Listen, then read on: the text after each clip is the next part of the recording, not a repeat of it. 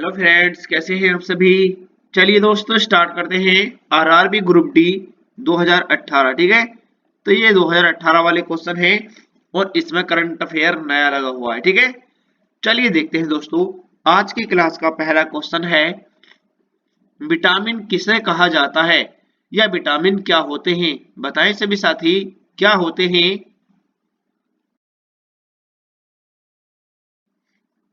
चलिए दोस्तों, right answer हो जाएगा ये कार्बनिक यौगिक होते हैं। कार्बनिक यौगिक होते हैं। अगला क्वेश्चन है, थायरोक्सिन क्या है। बताएं सभी साथी, थायरोक्सिन क्या है। तो दोस्तों यह एक हार्मोन होता है। ठीक है, हार्मोन। अगला क्वेश्चन है, सर अलेक्जेंडर फ्लेमिंग ने किसकी खोज की थी। बताएं सभी साथी, किसकी खोज की थी। तो ये की थी दोस्तों पेनिसिलिन की। ऑप्शन नंबर ए ठीक है, पेनिसिलिन की खोज की थी। अगला क्वेश्चन है, भारत में राष्ट्रपति का निर्वाचन किस प्रकार से होता है। बताएं सभी साथी, किस प्रकार से होता है। तो ये होता है दोस्तों अप्रत्यक्ष मतदान से। ऑप्शन नंबर सी ठीक है। अगला क्वेश्चन है, पपीते में मुख्यतः कौन सा विटामिन पाया जाता है। तो यह पाया जाता है दोस्तों, यानी कि ए। ऑप्शन नंबर ए ठीक है, विटामिन ए पाया जाता है। थोड़ा सी तबीयत गलत है, उसी की वजह से आवाज ऐसी है। ठीक है, ध्वनि का तारतम्य, ध्वनि का तारतम्य किस पर निर्भर करता है। बताएं सभी साथी, किस पर निर्भर करता है। तो ये करता है केवल आवृत्ति पर। ठीक है, आवृत्ति पर करता है। अगला क्वेश्चन है, नर्मदा नदी का उद्गम स्थल कहाँ है। बताएं सभी साथी, कहां पर है।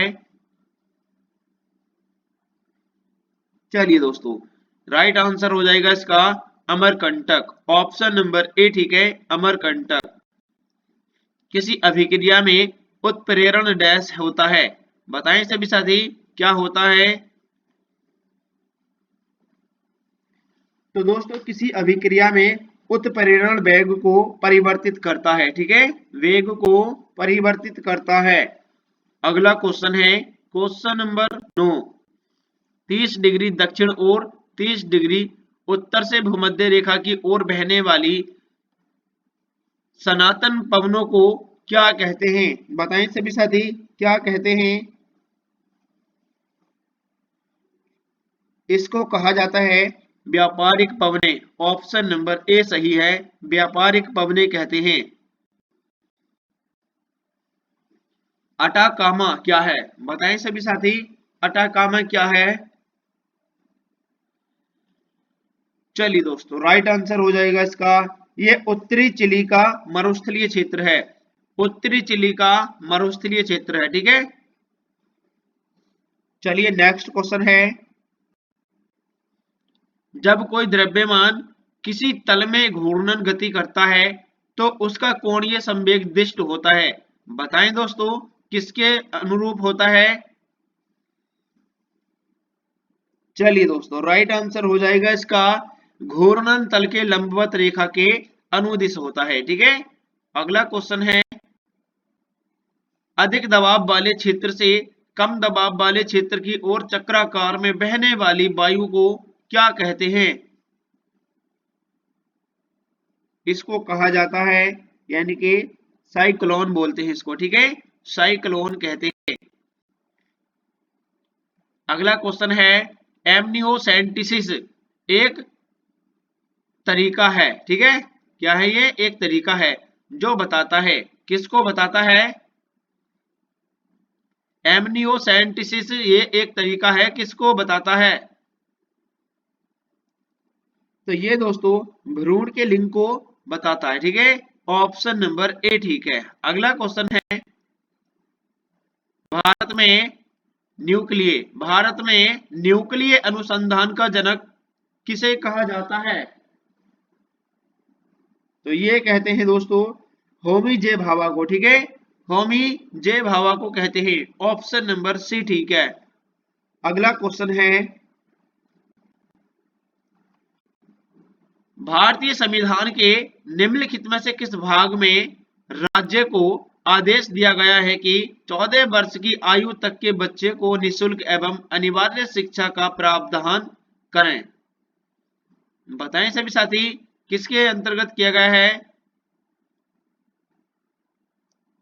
राइट आंसर हो जाएगा इसका राज्य के नीति निर्देशक सिद्धांत के भाग में। ठीक है, ऑप्शन नंबर बी ठीक है। अगला क्वेश्चन है, चलिए,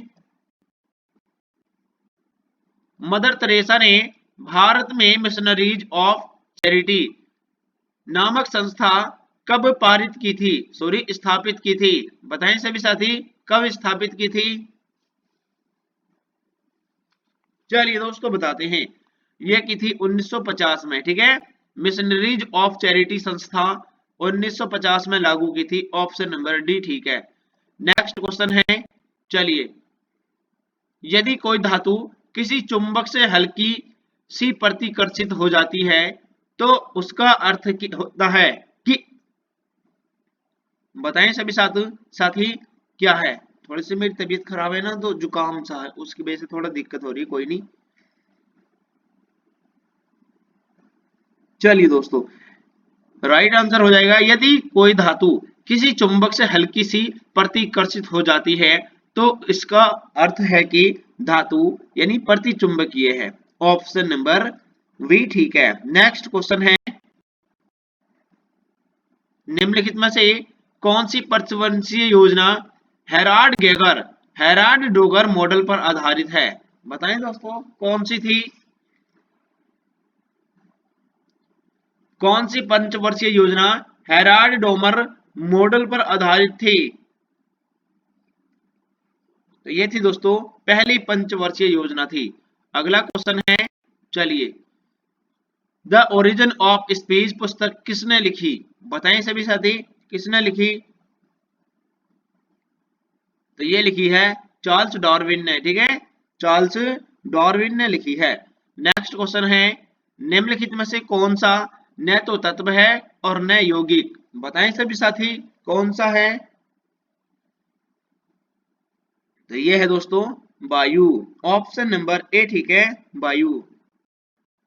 अगला क्वेश्चन है, निम्नलिखित में से किस पदार्थ में कण अधिकतम निम्नलिखित में से किस पदार्थ में कण अधिकतम बल से एक साथ बंधे रहते हैं? बताएं सभी साथी, किस पदार्थ में बंधे रहते हैं? चलिए दोस्तों बताते हैं, राइट आंसर हो जाएगा इसका यानी कि लोहे की छड़ी। ऑप्शन नंबर वी ठीक है, लोहे की छड़ी से बंधे रहते हैं। नेक्स्ट क्वेश्चन है, मजहब नहीं सिखाता आपस में बैर रखना, यह पंक्ति किसने लिखी? बताएं सभी साथी, किसने लिखी? तो ये लिखी है मोहम्मद इकबाल ने। ठीक है, मोहम्मद इकबाल। अगला क्वेश्चन है, भूदान आंदोलन किसने प्रारंभ किया था? भूदान आंदोलन किसने प्रारंभ किया था? चलिए दोस्तों, राइट आंसर हो जाएगा इसका विनोबा भावे ने किया था। ठीक है, विनोबा भावे ने किया था। नेक्स्ट क्वेश्चन है, सतई के लेखक कौन थे? बताएं सभी साथी, कौन थे? सतसई के लेखक कौन थे? इसके लेखक हो जाएंगे बिहारी लाल। ठीक है, बिहारी लाल इसके लेखक हो जाएंगे सतसई के। अगला क्वेश्चन है, समाजवाद शब्द का प्रयोग सर्वप्रथम किसने किया था? समाजवाद शब्द का प्रयोग सर्वप्रथम किसने किया था? चलिए दोस्तों, राइट आंसर हो जाएगा इसका कार्ल मार्क्स ने किया था। ठीक है, कार्ल मार्क्स ने किया था। नेक्स्ट क्वेश्चन है, चलिए क्वेश्चन नंबर 26 देखते हैं, शंकराचार्य किस मत के प्रवर्तक थे? बताएं सभी साथी, किस मत के प्रवर्तक थे? तो ये थे दोस्तों अद्वैतवाद के। ठीक है, अद्वैतवाद के थे। अगला क्वेश्चन है, पौधे का निम्नलिखित में से कौन सा भाग सदैव नीचे की ओर बढ़ता है? राइट आंसर हो जाएगा इसका यानी कि जड़ें, ऑप्शन नंबर सी ठीक है, जड़ें। चलिए अगला क्वेश्चन है, दो निकटस्थ देशांतरों के मध्य सर्वाधिक अंतराल अंतर कहां पाया जाता है? बताएं सभी साथी, कहां पर पाया जाता है? तो ये विषुवत रेखा पर पाया जाता है, ठीक है, विषुवत रेखा पर पाया जाता है। भारतीय ललित कला अकादमी कहाँ स्थित है? बताएं सभी साथी, कहां पर स्थित है? तो ये है दोस्तों नई दिल्ली, ठीक है, नई दिल्ली में है। निम्नलिखित में से कौन सा वेदों का अंग नहीं है? बताएं सभी साथी, कौन सा नहीं है? तो ये है दोस्तों निरुक्त, ठीक है, निरुक्त। अगला क्वेश्चन है, भारत आने पर पुर्तगालियों का व्यापार के क्षेत्र में सर्वाधिक प्रतिरोध किसने किया? तो ये है दोस्तों अरबों ने किया, ठीक है, अरबों ने। अगला क्वेश्चन है, मीरा सेठ समिति का संबंध किससे था? बताएं सभी साथी, किससे था? तो ये था दोस्तों हथकरघे के विकास से, ठीक है, हथकरघे के विकास से था। अगला क्वेश्चन है, किस राज्य ने 14वीं हॉकी इंडिया सीनियर पुरुष राष्ट्रीय चैंपियनशिप 2024 जीती? बताएं सभी साथी, किस राज्य ने जीती? चलिए दोस्तों राइट आंसर है इसका ओडिशा ने, ठीक है, ओडिशा। भारत के संविधान के अनुच्छेद 360 का अवलंब लिया गया है? बताएं दोस्तों, कितनी बार लिया गया है? चलिए दोस्तों राइट आंसर हो जाएगा इसका कभी नहीं, ठीक है, कभी नहीं। अगला क्वेश्चन है, ग्लूकोज का रासायनिक सूत्र इनमें से कौन सा होगा? ग्लूकोज का रासायनिक सूत्र कौन सा है? तो ये है दोस्तों C6H12O6, ऑप्शन नंबर डी ठीक है। अगला क्वेश्चन है, चलिए उत्पादन शुल्क किस पर लगाया जाता है? उत्पादन शुल्क किस पर लगाया जाता है? तो ये लगाया जाता है माल के उत्पादन पर, ठीक है, माल के उत्पादन पर लगाया जाता है, ऑप्शन नंबर बी ठीक है। नेक्स्ट क्वेश्चन है, मनुष्य में हीमोग्लोबिन किसमें पाया जाता है? तो ये पाया जाता है रुधिर प्लाज्मा में पाया जाता है, ठीक है, रुधिर प्लाज्मा में पाया जाता है। भारत में प्रथम गवर्नर जनरल कौन था?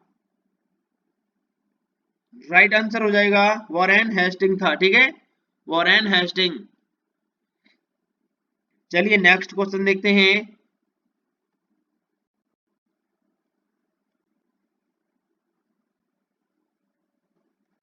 चलिए दोस्तों नेक्स्ट क्वेश्चन है, यदि किसी दर्पण को कोण से घुमाया जाए तो परावर्तित किरण का घूर्णन होगा? बताएं दोस्तों, यहां पर लिखा गया है थीटा कोण को घुमाया जाए, ठीक है, यदि किसी दर्पण को कोण से घुमाया जाए, ठीक है, यहां पर लिख लीजिए आप, थीटा कोण से घुमाया जाए तो परावर्तित किरण का घूर्णन होगा।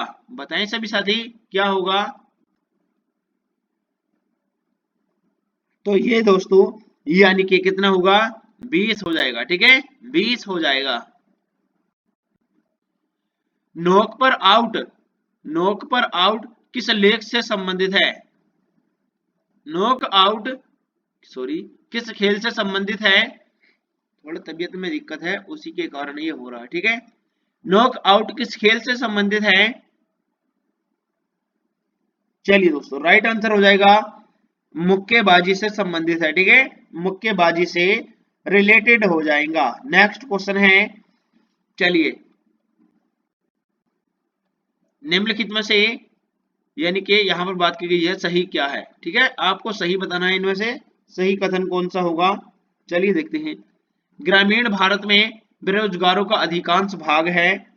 दूसरा है कृषि में छिपी बेरोजगारी स्थिति, कृषि में छिपी बेरोजगारी चिरस्थायी है। तीसरा है दोस्तों, ये पहला दूसरा सही है, भारत में औद्योगिकरण ने बहुत से लोगों को बेरोजगार किया है। यही क्या है, गलत हो जाएगा। ठीक है, तो इसका राइट आंसर 1 और 2 किस ऑप्शन नंबर ए ठीक है, ऑप्शन नंबर ए ठीक है।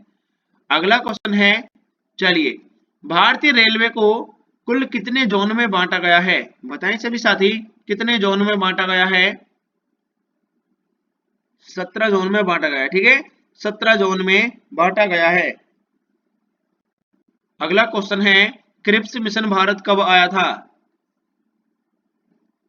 क्रिप्स मिशन भारत कब आया था? तो ये आया था 1942 में। ठीक है, 1942 में आया था। भारतीय रेल कुल कितने देशों तक जाती है? तो ये जाती है दोस्तों 4 देशों तक जाती है। ठीक है, 4, ऑप्शन नंबर डी ठीक है, 4 देशों तक जाती है। भारतीय रेल के उत्तरी पूर्वी डिवीजन, इसका मुख्यालय कहाँ स्थित है? भारतीय रेल के उत्तरी पूर्वी डिवीजन का मुख्यालय कहाँ स्थित है? तो इसका मुख्यालय हो जाएगा गोरखपुर। ठीक है, गोरखपुर, ऑप्शन नंबर ए ठीक है। तो दोस्तों क्लास कैसी लगी कमेंट कर देना और छोटा सा सब्सक्राइब जरूर कर देना भाई। ठीक है, जय हिंद दोस्तों।